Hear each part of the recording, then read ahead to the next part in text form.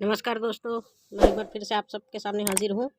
हम आज कक्षा 7 का पार्ट 3 विद्रोही शक्ति सिंह पढ़ने वाले हैं। इसके लेखक श्री विशंबर नाथ शर्मा कौशिक जी हैं। उम्मीद है आप सब लोग अच्छे से होंगे, स्वस्थ रहिए, मस्त रहिए। तो आइए देखते हैं पार्ट 3 विद्रोही शक्ति सिंह में क्या दिया गया है। चलिए शुरू करते हैं।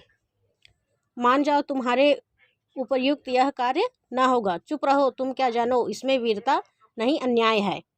यहाँ पर बोला जा रहा है शुरुआत में, मान जाओ तुम्हारे उपयुक्त यह कार्य नहीं है। उसके बाद जवाब देते हैं, चुप रहो, तुम क्या जानो, इसमें वीरता नहीं अन्याय है। बहुत दिनों की धधकती हुई ज्वाला आज शांत होगी। वह कहते हैं कि बहुत दिनों की धधकती हुई ज्वाला आज शांत होगी। इसमें शक्ति सिंह और महाराणा प्रताप के बारे में बताया गया है। शक्ति सिंह ने एक लंबी सांस फेंकी और अपनी पत्नी की ओर देखा। शक्ति सिंह ने एक लंबी सांस फेंकी और अपनी पत्नी की ओर देखने लगा। छी छी, कलंक लगेगा, अपराध होगा। वह कहा, उसने कहा, छी छी, कलंक लगेगा और अपराध होगा। अपमान का बदला लूंगा, प्रताप के गर्व को मिट्टी में मिला दूंगा। शक्ति सिंह बोलता है कि मैं अपमान का बदला लूंगा और प्रताप के गर्व को मिट्टी में मिला दूंगा। आज मैं विजयी होऊंगा, आज मैं विजयी होऊंगा, अर्थात जीत ही जाऊंगा। बड़ी दृढ़ता से कहकर शक्ति सिंह ने शिविर के द्वार पर से देखा। दृढ़ता पूर्वक वह यह बात कहते हुए द्वार की तरफ देखने लगा। मुगल सेना के चतुर सिपाही अपने अपने घोड़े की परीक्षा ले रहे थे। मुगल सेना के जो चतुर सिपाही थे वह अपने अपने घोड़े की परीक्षा ले रहे थे। धूल उड़ रही थी। बड़े साहस से सब एक दूसरे में उत्साह भर रहे थे। धूल उड़ रही थी घोड़े के परीक्षा लेने के दौरान और सब उत्साह से भरे हुए एक दूसरे की तरफ निहार रहे थे। निश्चय ही महाराणा की हार होगी, निश्चय ही महाराणा प्रताप की हार होगी। 22,000 राजपूतों को दिन भर मेरे द्वारा बुलाई गई मुगल सेना काट कर सूखे डंडल की भांति गिरा देंगी। महाराणा प्रताप की जो 22,000 राजपूत है उसको क्या करने के लिए बोलते हैं, मेरे द्वारा बुलाई गई मुगल सेना काट कर किसी डंडल की भांति, सूखे हुए डंडे की भांति गिरा देंगे।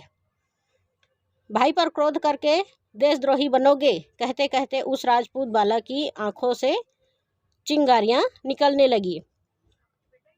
भाई पर क्रोध करके देशद्रोही बनोगे क्या, ऐसा कहते हुए उसकी आंखों से चिंगारियां निकलने लगी। शक्ति सिंह अपराधी की तरह विचार करने लगा। जलन का उन्माद नस नस में दौड़ रहा था। शक्ति सिंह जो है एक अपराधी की तरह सोच विचार करने लगा। उसके नसों में जलन का उन्माद दौड़ रहा था। प्रताप के प्राण लेकर ही छोड़ूंगा, और निश्चय कर रहा था कि मैं प्रताप के प्राण लेकर ही छोड़ूंगा। ऐसी प्रतिज्ञा उसने कर रखी थी, कसम खा रखी थी। नादान दिल किसी तरह न मानेगा, उसे कौन समझा सकता है। और कहते हैं कि जो नादान दिल है वह नहीं मानता है, उसे कोई नहीं समझा सकता है।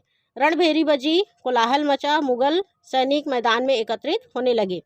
युद्ध का रणभेरी बजता है, कोलाहल मचने लगते हैं और मुगल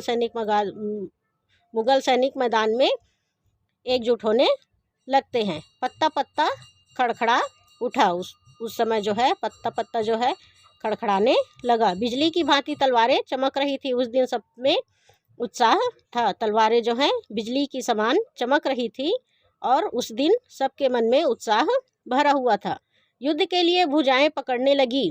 युद्ध के लिए सब तैयार होकर भुजाएं पकड़ने लगी। शक्ति सिंह ने घोड़े की लगाम पकड़कर कहा, आज अंतिम निर्णय है, मरूंगा या मार कर ही लौटूंगा।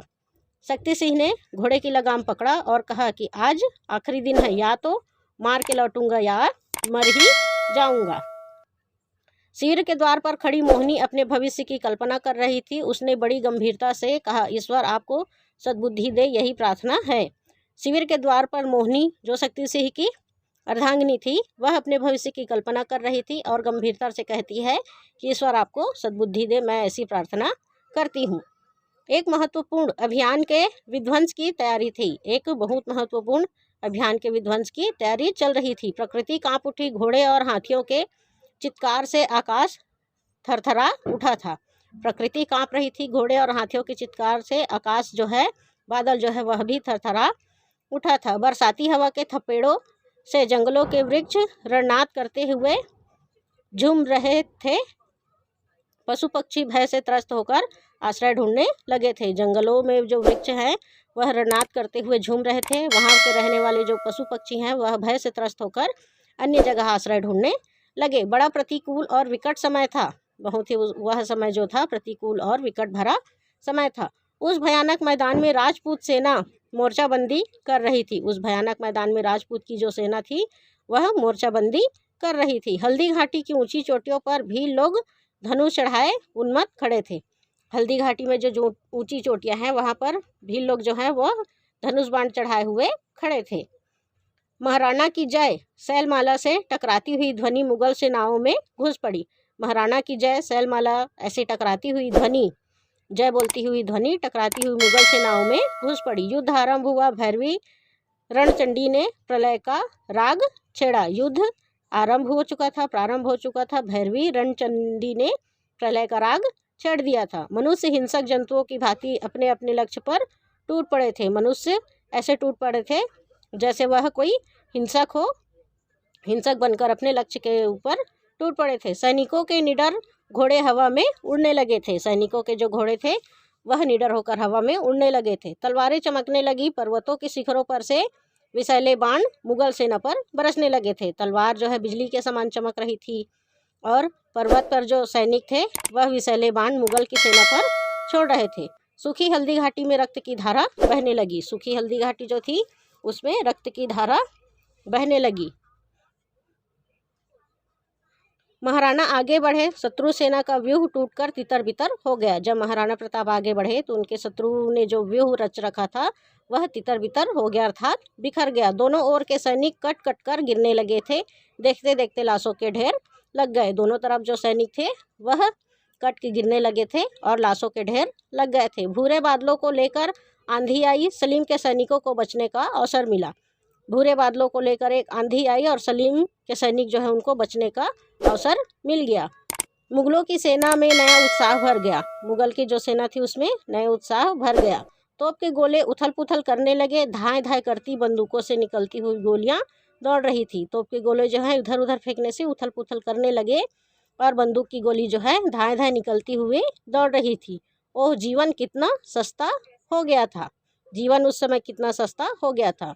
महाराणा शत्रु सेना में सिंह की भांति उन्मत्त होकर घूम रहे थे। महाराणा जो है शत्रु सेना के बीच एक सिंह शेर के समान उन्मत्त होकर घूम रहे थे। जान की बाजी लगी हुई थी। आज के लिए इतना ही। आगे का अभ्यास हम अगले वीडियो में पढ़ेंगे। धन्यवाद। जय हिंद।